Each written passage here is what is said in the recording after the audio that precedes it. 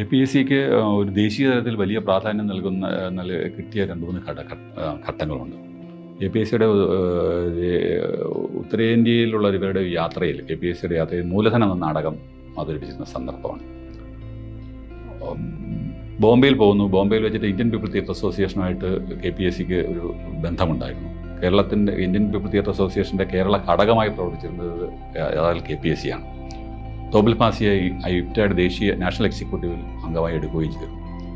അങ്ങനെ അവിടെ ബോംബെയിൽ ഇവർ നാടകം നടത്തുമ്പോൾ മൂലധനം നാടകം കണ്ടത് ബൽരാജ് സാഹ്നിയാണ്. അന്ന് ഇന്ത്യൻ പീപ്പിൾ തിയേറ്റർ അസോസിയേഷൻ്റെ നാഷണൽ സെക്രട്ടറിയാണ്. അപ്പോൾ അദ്ദേഹം ഈ നാടകത്തിന് ശേഷം അവിടെ ഡിസ്കഷനുണ്ട്. കാബൂളിവാല തുടങ്ങിയ നാടകങ്ങളൊക്കെ അവിടെ അവതരിപ്പിച്ചിരുന്നു.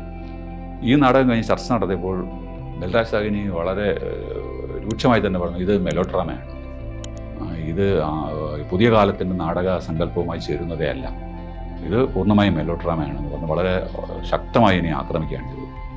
പക്ഷെ തോപ്പിൽ ഭാസി എന്ന് പറയുന്ന നാടകകാരൻ്റെ ഏറ്റവും വലിയ പ്രത്യേകത, അദ്ദേഹം ഏത് വിമർശനത്തിനെയും നേരിടുന്ന ഒരാളായിരുന്നു അദ്ദേഹം. മറ്റേതൊരു കലാകാരനും അപ്പുറമാണ്. സാധാരണ കലാകാരന്മാർ വളരെ മുതൽ ഹൃദയമുള്ളവരാണ്, അതൊക്കെ അദ്ദേഹവും അങ്ങനെ തന്നെയാണ്. പക്ഷേ അദ്ദേഹം ഏത് വിമർശനത്തെയും അദ്ദേഹം കേൾക്കുകയും അതിൽ ശരിയുണ്ടെങ്കിൽ സ്വീകരിക്കാൻ അദ്ദേഹം തയ്യാറാകുന്ന ഒരാളായിരുന്നു. അത്തരത്തിലൊരു വലിയ വിശാലമായ മനസ്ഥിതിയുള്ള ആളായിരുന്നു അദ്ദേഹം. ബൽരാജ് സാഹ്നിയുടെ വിമർശനത്തെ അദ്ദേഹം ഏറ്റുവാങ്ങുകയും എൻ്റെ അടുത്ത നാടകത്തിൽ ഞാൻ അത് തിരുത്തും എന്ന് അദ്ദേഹം പറയുകയും ചെയ്തു. അത് കഴിഞ്ഞപ്പോൾ അദ്ദേഹത്തെ കേരളത്തിലേക്ക് ക്ഷണിക്കുന്നു. ബൽരാജ് സാഹ്നിയെ കേരളത്തിലേക്ക് അദ്ദേഹം ക്ഷണിക്കുന്നു. കേരളത്തിലേക്ക് അദ്ദേഹം വരുന്നു. അപ്പോൾ കേരള ഗവൺമെൻറ് അദ്ദേഹത്തെ സ്റ്റേറ്റ് ഗസ്റ്റ് ആക്കുന്നു. കേരളത്തിൽ വിവിധ സ്ഥലങ്ങൾ കാണിക്കാൻ കൊണ്ടുപോകും. തൃശ്ശൂരിലെ പീച്ച് ഡാം കാണാൻ വേണ്ടി അദ്ദേഹത്തെ കൊണ്ടുപോവുകയാണ്. തോപ്പിൽ ഭാസി കൂടെ പോയി. പീച്ച് ഡാം പോകുമ്പോൾ ഡാമെല്ലാം കണ്ടു കഴിഞ്ഞപ്പോൾ ഡാമിൻ്റെ പുറത്ത് ഒരു ശിലാഫലകമുണ്ട്. 8 പേരുടെ പേരുകൾ എഴുതി വെച്ചിരിക്കുന്നു. അപ്പോൾ ചോദിച്ചു, ഇവരാരാണ് ചോദിച്ചാൽ ഇവർ തൊഴിലാളികളാണ്. ഈ ഡാമിൻ്റെ നിർമ്മാണ പ്രക്രിയയിൽ പല ഘട്ടങ്ങളിൽ ഇവർ മരണപ്പെട്ടവരാണ്. ശരിക്കും ആ ഡാമിൻ്റെ നിർമ്മാണത്തിൽ രക്തസാക്ഷികളായവരാണ്. അവരുടെ മുന്നിൽ ആ പേരുകൾ ഇങ്ങനെ പറഞ്ഞപ്പോൾ അതിന് മുമ്പിൽ ബൽരാജ് സാഹ്നി എന്നപ്പോൾ കണ്ണ് നിറഞ്ഞുപോയി. ഒപ്പം തോപ്പിൽ ഭാസിയുടെ കണ്ണ് നിറഞ്ഞുപോയി. ആ ഘട്ടത്തിൽ തോപ്പിൽ ഭാസിയുടെ മനസ്സിലൊരു നാടകം രൂപപ്പെടുകയായിരുന്നു. ബൽരാജ് സാഹ്നി വന്ന് മടങ്ങിപ്പോയി.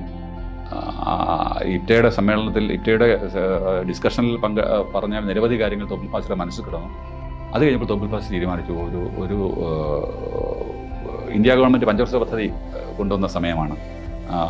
രാഷ്ട്ര നിർമ്മാണ പ്രവർത്തനത്തിൽ കലാകാരന്മാരും സാഹിത്യകാരന്മാരും ഒക്കെ പങ്കെടുക്കണമെന്ന് പണ്ഡിറ്റ് ജവഹർലാൽ നെഹ്റുവിൻ്റെ പ്രഖ്യാപനമൊക്കെ ഉണ്ടാകുന്ന ഒരു ഘട്ടത്തിലാണ്.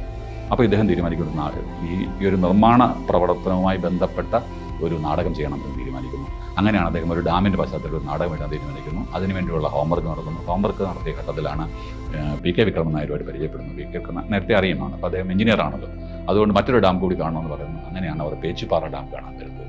പേച്ചിപ്പാറ ഡാമിൻ്റെ പ്രത്യേകത തിരുവിതാംകൂറിലെ ആദ്യത്തെ ഡാമാണ് പേച്ചിപ്പാറ ഡാം.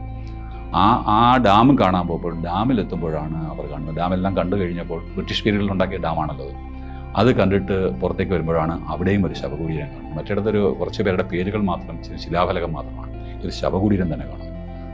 അപ്പോൾ ഭാസി ചോദിക്കുന്നത് ആരാണെന്ന് ചോദിക്കും. തോപ്പിൽ ഭാസിയും PK വിക്രമൻ നായരും ഒക്കെ നിൽക്കുമ്പോൾ അവിടുത്തെ എഞ്ചിനീയർ, പ്രധാനപ്പെട്ട ചുമതലക്കാരനായ എഞ്ചിനീയർ വന്ന് പറയുന്നു, ഇതൊരു ബ്രിട്ടീഷ് എഞ്ചിനീയറുടെ ശവകുടീരമാണ്. അയാളുടെ പേര് അലക്സാണ്ടർ മെൻജിൻ എന്നാണ് അയാളുടെ പേര്. അദ്ദേഹം ബ്രിട്ടീഷുകാരനാണ്. 24-ാമത്തെ വയസ്സിൽ മരണപ്പെട്ടു. അദ്ദേഹം അവിടെ വന്ന് ഈ ഡാമിൻ്റെ പ്രധാനപ്പെട്ട എഞ്ചിനീയറായി അദ്ദേഹം വിദേശത്ത് നിന്ന് ഇംഗ്ലണ്ടിൽ നിന്ന് ഇവിടെ വന്നതാണ്. ഡാം പൂർത്തിയാകുന്ന കമ്മീഷൻ ചെയ്യുന്നതിൻ്റെ തൊട്ട് മുമ്പ് അദ്ദേഹത്തിന് മലേറിയ ഉണ്ടായി. അദ്ദേഹത്തിന് മാത്രമല്ല, നിരവധി ആൾക്ക് മലേറിയ വന്നു. അന്നത്തെ കാലത്ത് മലേറിയ വന്നാൽ മലേറിയ ഇറാഡിക്കേഷൻ ഒന്നും ആയിട്ടില്ല. മലേറിയ വന്നാൽ മരിച്ചു പോവുക എന്ന് മാത്രമേ ഉള്ളൂ. അപ്പോൾ ഇദ്ദേഹത്തെ ആശുപത്രിയിലേക്ക് മാറ്റാൻ നോക്കിയപ്പോൾ അദ്ദേഹം പറഞ്ഞു, വേണ്ട, ഈ ഡാമിൻ്റെ പണി പൂർത്തിയാക്കുന്നവരെ ഞാൻ ഇവിടെ തന്നെ ഉണ്ടാവും, എനിക്കിത് പൂർത്തിയാക്കണം. അലക്സാണ്ടർ മെൻജിനെ ഹോസ്പിറ്റലിലേക്ക് ആക്കിയാൽ ഡാമിൻ്റെ പ്രവർത്തനം അതോടെ നിൽക്കും. പുള്ളി അവിടെ നിന്നും അവിടെ തന്നെ താമസിച്ചു. 1.5 മാസം കൂടി ഈ രോഗവുമായി അദ്ദേഹം മുന്നോട്ട് പോയപ്പോൾ അദ്ദേഹം അവസാനമായിട്ട് അദ്ദേഹത്തിന് അറിയാം മരിക്കുമെന്നറിയാം. അപ്പോൾ അദ്ദേഹം പറഞ്ഞു, ഞാൻ മരിക്കുമ്പോൾ എന്നെ ഒരിക്കലും ഇംഗ്ലണ്ടിലേക്ക് കൊണ്ടുപോകരുത്, എന്നെ ഒരിക്കലും ഒരു ചേർച്ചിലേക്ക് കൊണ്ടുപോകരുത്, എന്നെ ഇവിടെ ഈ ഡാം സൈറ്റിൽ തന്നെ അടക്കണം എന്ന് അദ്ദേഹം പറഞ്ഞു. അങ്ങനെ അലക്സാണ്ടർ മെൻജിൻ എന്ന് പറയുന്ന ബ്രിട്ടീഷുകാരനായ ഒരാൾ കേരളത്തിൽ വരികയും തിരുവിതാംകൂറിൽ വരികയും ഇവിടെ ഡാം ഉണ്ടാക്കുകയും ഡാം സൈറ്റിൽ തന്നെ രോഗം വന്ന് മരിക്കുകയും ചെയ്ത ത്യാഗധനനായ അലക്സാണ്ടർ മെൻജിൻ്റെ ശവകുടീരമാണത്. അവിടെ ആരോ ഒരു തൊഴിലാളി ഒരു ചെമ്പകമരം നട്ടുപിടിപ്പിച്ചു. ആ ചെമ്പകമരം വളർന്നു നിൽക്കുന്നു. അതിൽ നിന്ന് ചെമ്പക പൂക്കൾ ഇതിൻ്റെ പുറത്തേക്ക് ഇങ്ങനെ വീണ് കിടക്കുന്നു. അപ്പോഴാണ് തോപ്പിൽ ഭാസി മനസ്സിൽ ചിന്തിക്കുന്നത്, തൊഴിലാളികളും പ്രകൃതിയുമൊക്കെ ഈ അലക്സാണ്ടർ മെൻജിൻ എന്ന് പറയുന്ന നല്ലവനായ എഞ്ചിനീയറെ ഓർക്കുകയാണ് ഇപ്പോഴും എന്ന് അദ്ദേഹം കരുതുന്നു. അതിൽ നിന്നാണ് അദ്ദേഹം പുതിയ ആകാശം പുതിയ ഭൂമി എന്ന നാടകം ഉണ്ടാകുന്നത്. അങ്ങനെയാണ് ഈ നാടകം കേരളത്തിലല്ല ഇന്ത്യയിൽ തന്നെ ഒരു രാഷ്ട്ര നിർമ്മാണവുമായി ബന്ധപ്പെട്ട തരത്തിലുള്ള ഡാം സൈറ്റിൻ്റെ പശ്ചാത്തലത്തിൽ ഒരു നാടകം ഉണ്ടാകുന്നത് ആദ്യമായിട്ടാണ്. അങ്ങനെ KPSC ഈ നാടകം വരുന്നു. ഈ നാടകം ദേശീയ നാടകോത്സവത്തിലേക്ക് തിരഞ്ഞെടുക്കപ്പെടുകയും ദില്ലിയിൽ ഈ നാടകം അവതരിപ്പിക്കുകയും ചെയ്തു. അവതരിപ്പിച്ചപ്പോൾ അന്ന് കേരളത്തിൽ നിന്നുള്ള പ്രധാനപ്പെട്ട നേതാക്കളൊക്കെ അവിടെയുണ്ട്. പ്രധാനമന്ത്രി ജവഹർലാൽ നെഹ്റുവാണ്. ഈ നാടകം അവതരിപ്പിച്ചപ്പോൾ ഈ നാടകം കാണുന്നതിന് വേണ്ടി കേന്ദ്രമന്ത്രിമാരെയും പ്രധാനമന്ത്രി ഉൾപ്പെടെയുള്ളവരെ അവർ അന്ന് ക്ഷണിക്കുകയുണ്ടായി. AK ഒക്കെ അവിടെയുള്ള സന്ദർഭമാണ്. അപ്പോൾ ഇവരെയൊക്കെ ക്ഷണിച്ചു. അങ്ങനെ വന്നു. BP നായർ കൊല്ലത്തു നിന്നുള്ള MP ആയിരുന്നു. അദ്ദേഹം ജവഹർലാൽ നെഹ്റുവിൻ്റെ തൊട്ടടുത്തിരുന്നിട്ട് ഈ നാടകം നടക്കുമ്പോൾ നാടകത്തിൻ്റെ ഓരോ ഡയലോഗ്സും അദ്ദേഹത്തിന് ഇങ്ങനെ ഇംഗ്ലീഷിലേക്ക് പരിഭാഷപ്പെടുത്തി പറഞ്ഞു കൊടുത്തിരുന്നു. നാടകം തീർന്നപ്പോൾ ജവഹർലാൽ നെഹ്റു വേദിയിലേക്ക് എത്തുകയും തോപ്പിൽ ഭാസി ഉൾപ്പെടെയുള്ളവരെ അനുമോദിക്കുകയും ചെയ്തു. ഭാസിയോട് ചേർന്ന് നിന്ന് ഭാസിയെ ഒരു ചിത്രമെടുത്തു. അപ്പോഴാണ് തോപ്പിൽ ഭാസി പറഞ്ഞത്, ഇപ്പോൾ ഏറ്റവും ഉന്നതനായ കലാകാരനാണ്, ഇന്ത്യയുടെ അഭിമാനമാണ് എന്നൊക്കെ ജവഹർലാൽ നെഹ്റു പറയുമ്പോൾ ഭാസി പറയുന്നുണ്ട്, അങ്ങൊരിക്കൽ വന്ന് എനിക്ക് വോട്ട് തരരുത് എന്ന് പറയുകയും ഞാൻ കൊലയാളി കമ്മ്യൂണിസ്റ്റാണെന്ന് പറയുകയും ചെയ്ത ഒരു സന്ദർഭമുണ്ട് എന്ന് അദ്ദേഹം പറയുന്നുണ്ട്. തോപ്പിൽ ഭാസി ഇലക്ഷന് മത്സരിച്ചപ്പോൾ ഉണ്ടായൊരു സന്ദർഭമാണ്. ഭാസിച്ചാറിൻ്റെ വീട്ടിൽ നമ്മൾ പോയാൽ അദ്ദേഹത്തിൻ്റെ വീടിന് മുന്നിൽ ഇപ്പോഴും ഒരു ചെറിയ കുളവും അവിടെ താമര വിരിഞ്ഞ് നിൽക്കുന്നത് കാണാം. ഈ താമര വിരിഞ്ഞ് നിൽക്കുന്ന ചെറിയ കുളം കാണുമ്പോഴെല്ലാം അദ്ദേഹം ഓർക്കുന്നത് അവിടെ നിന്നുകൊണ്ടാണ്. ആ താമര വിരിയുന്ന ചെറിയ കുളം നിന്ന സ്ഥലത്താണ് മുമ്പ് ജവഹർലാൽ നെഹ്റു തെരഞ്ഞെടുപ്പിന് പ്രചരണത്തിനായി വന്നപ്പോൾ അദ്ദേഹം നിൽക്കാനുള്ള സ്റ്റേജ് ഉണ്ടാക്കിയിരുന്നത് അവിടെയാണ്. അവിടെ നിന്നുകൊണ്ടാണ് തൊട്ട് വടക്കേ വീട്ടിൽ താമസിക്കുന്നയാൾ അവിടുത്തെ സ്ഥാനാർത്ഥി അല്ലെങ്കിൽ പോലും ഇദ്ദേഹം ചൂർനാട് കൊലക്കേസിലെ പ്രതിയാണ്, ഒരു കൊലപാതകിക്ക് ഒരു കൊലക്കേസ് പ്രതിക്ക് നിങ്ങൾ വോട്ട് കൊടുക്കരുത് എന്ന് ഇദ്ദേഹത്തെ കൊണ്ട് അന്നത്തെ കോൺഗ്രസ്സുകാർ പറയിച്ചാണ്. അദ്ദേഹത്തിന് നേരിട്ട് തോപ്പിൽ ഭാസി അറിയില്ലല്ലോ. ജവഹർലാൽ നെഹ്റു ഇങ്ങനെ രാഷ്ട്രീയ പ്രവർത്തനത്തിൻ്റെ ഭാഗമായി വന്ന കൂടുതലാണ്. അപ്പോൾ ഇപ്പോഴും ഭാസിച്ചാറിൻ്റെ വീട്ടിൽ ജവഹർലാൽ നെഹ്റുവിനോടൊപ്പം അദ്ദേഹം നിൽക്കുന്ന ചിത്രം ഫ്രെയിം ചെയ്ത് വെച്ചിട്ടുണ്ട്. KPSCയിൽ വെച്ചിട്ടുണ്ട്. ഇത് കാണുമ്പോഴെല്ലാം അദ്ദേഹം ഒരു മധുര സ്മരണ അതിൽ അല്ലെങ്കിൽ ഒരു അതിങ്ങനെ അദ്ദേഹം പറയാറുണ്ട്. എന്നോടും അത് പറഞ്ഞ് ഞാനിപ്പോൾ ഓർക്കുകയാണ്.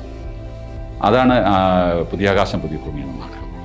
പിന്നീടുള്ള നാടക ഘട്ടത്തിൽ ഈ പുതിയ ആകാശം പുതിയ ഭൂമിക്ക് ശേഷവും ചില നാടകങ്ങൾ, പ്രധാനമായിട്ടും വളരെ മികച്ച നാടകങ്ങൾ നമുക്ക് അശ്വമേധം നേരത്തെയാണ്, പുതിയ ആകാശം പുതിയ ഭൂമി വന്നു. അത് കഴിഞ്ഞിട്ട് വരുന്ന 2-3 നാടകം, ഈ അശ്വമേധത്തിൻ്റെ ഒരു രണ്ടാം പതിപ്പ് എന്ന് പറയുന്നതാണ് മറ്റൊരു നാടകം ഉണ്ടായി. അതിൻ്റെ കൂടെ തന്നെ അത് കഴിഞ്ഞ് പിന്നീട് വരുമ്പോൾ ഈ പുതിയ ആകാശം പുതിയ ഭൂമി കഴിഞ്ഞുള്ള കാലത്തിലേക്ക് വരുമ്പോൾ തോപ്പിൽ ഭാസിയുടെ കാലഘട്ടം വരെയുള്ള നാടകങ്ങളും അതിനുശേഷമുള്ള നാടകങ്ങളും എന്ന് വിലയിരുത്തേണ്ടി വരും. ഭാസ്കരൻ എൻ്റെ സമയത്ത് വന്ന മൃഷകടികം ട്രാൻസ്ലേഷൻ വന്നു. അത് കഴിഞ്ഞ് പുരാണത്തിൽ നിന്ന് 2 നാടകങ്ങൾ വന്നു, ശാകുന്തളം വന്നു. അപ്പോൾ അത്തരം നാടകങ്ങൾ ഉണ്ടായി. ഏറ്റവും അവസാനമായി ഭാസ്കരൻ്റെ നാടകമായിട്ട് വരുന്നത് സ്ത്രീ വിമോചനത്തിന് വേണ്ടി മാത്രമായിട്ട് രജനി എന്നൊരു നാടകം. മലയാളത്തിലെ ആദ്യത്തെ വിമൻസ് ലിബറേഷന് വേണ്ടി നിലകൊള്ളുന്ന ആദ്യത്തെ സമ്പൂർണ്ണ നാടകമാണ് രജനി. രജനി എന്ന നാടകം വന്നു. അതിനുശേഷം അവസാനമായി ചെയ്യുന്ന നാടകം തോപ്പിൽ ഭാസി എന്ന കമ്മ്യൂണിസ്റ്റുകാരൻ്റെ ജീവിതമാണ്. ഒളിവിലെ ഓർമ്മകൾ എന്ന നാടകമാണ്. ഒളിവിലെ ഓർമ്മകളുടെ ഏറ്റവും വലിയ പ്രത്യേകത, മലയാളി ഏറ്റവും അധികം വായിച്ച ആത്മകഥ ഏതെന്ന് ചോദിച്ചാൽ അത് ഒളിവിലെ ഓർമ്മകളാണ്. ഒളിവിലെ ഓർമ്മകളുടെ മറ്റൊരു പ്രത്യേകത, ഒരു ചെറുപ്പക്കാരൻ്റെ 5 വർഷം മാത്രമാണ് അതിനകത്തെ ആത്മകഥ എന്ന് പറയുന്നത്. സാധാരണ നമ്മൾ ആത്മകഥ എന്ന് പറയുമ്പോൾ വൃദ്ധനായ ഒരാളിൻ്റെ 90 വർഷത്തെ 100 വർഷത്തെ ജീവിതമാണ്. ഇത് ആകെ 5 വർഷം, 25 വയസ്സ് മുതൽ 30 വയസ്സ് വരെയുള്ള 5 വർഷത്തെ കാര്യം 35-ാമത്തെ വയസ്സിൽ ഒരാൾ എഴുതുന്നു. അത് മലയാളികൾ മുഴുവൻ വായിക്കുന്നു. ഇപ്പോഴും പ്രഭാത് ബുക്കേഴ്സിൻ്റെ ബെസ്റ്റ് സെല്ലറാണ്. എല്ലാ വർഷവും 2 എഡിഷനാണ് ഈ ഒളിവിലെ ഓർമ്മകൾ ഇപ്പോഴും ഇറങ്ങിക്കൊണ്ടിരിക്കുന്നത്. പുതുതലമുറയും വായിച്ചുകൊണ്ടിരിക്കുന്നത്. എന്നാൽ ഒളിവിലെ ഓർമ്മകൾ നാടകമാക്കുന്നു. അതും ഇന്ത്യൻ നാടകത്തിൽ വലിയ അത്ഭുതമാണ്. ഒരു നാടകകൃത്ത് അദ്ദേഹത്തിൻ്റെ തന്നെ ജീവിതത്തെ അദ്ദേഹം ആത്മകഥ എഴുതുന്നു. പിന്നീട് വർഷങ്ങൾക്ക് ശേഷം അതുതന്നെ അദ്ദേഹം നാടകമാക്കുന്നു.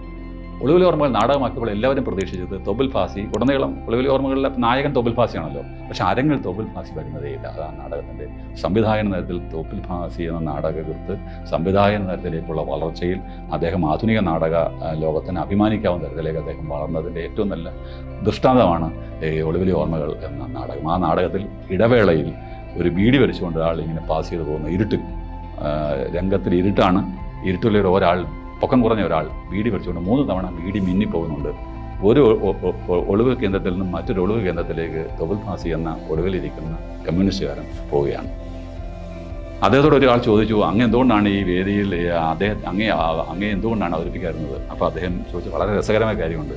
എടോ, ഞാൻ ഒളിവിലല്ലേ, ഞാൻ പിന്നെ തെളിവിൽ വന്നാൽ എങ്ങനെയാണ്? വല്ലാത്തൊരു യുക്തിബോധവും അതോടൊപ്പം തന്നെ നല്ല ഉന്നതമായ കലാബോധമുള്ള മറ്റുള്ളവരിലൂടെയാണ് യഥാർത്ഥത്തിൽ തോപ്പിൽ ഫാസി ആ നാടകത്തിനകത്ത് ഒടുവിൽ ഓർമ്മകൾ നിൽക്കുന്നത്. KPSC ഇപ്പോൾ 75ാം വാർഷികമാണ്. KPSCയുടെ 75ാം വാർഷികം പ്രമാണിച്ച് നമ്മൾ വീണ്ടും അവതരിപ്പിക്കുന്നു ഒളിവിലി ഓർമ്മകൾ എന്ന നാടകം തോപ്പിൽ ഫാസിയുടെ ഓർമ്മയ്ക്ക് വേണ്ടി സമർപ്പിക്കുന്നു. 2 പ്രത്യേകതകളുണ്ട്. തോപ്പിൽ ഫാസിയുടെ ജന്മശതാബ്ദി വർഷവുമാണിത്. അദ്ദേഹത്തെ ഓർക്കുക, KPSC ഓർക്കുക, 2 തരത്തിലും ഇതിങ്ങനെ സംഭവിക്കുകയാണ്.